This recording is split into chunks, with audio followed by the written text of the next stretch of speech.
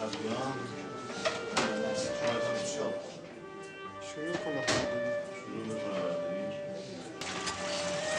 عالی عرض شدم که بنده خدایی به نام محسن مخملباف رفته خودشو به نام محسن مخملباف جاز مخملباف میشناسی شما؟ توی روزنامه فکر کردم که بیام دیدنت. ما خواستیم که اجازه بگیریم ازتون فیلم برداری بکنیم. بعد دیدم که علاقه‌مند سینمایی، منم سینماگرم. گفتم که بیام احوال تو بپرسیم. با نسبت به هم داریم.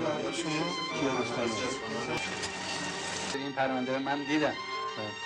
همچین پرونده ارزشداری که بخواین ازش فیلم بگیریم من نمیدونم شما چه. میتونم باید کاری بکنم. شما درد مورد بیان تصویری بکشید. ما قبل از اینکه جلسه دادگاه را شروع بکنیم، یعنی قبل از رسیدگی به پرونده، طرفین را دعوت به سازش میکنیم.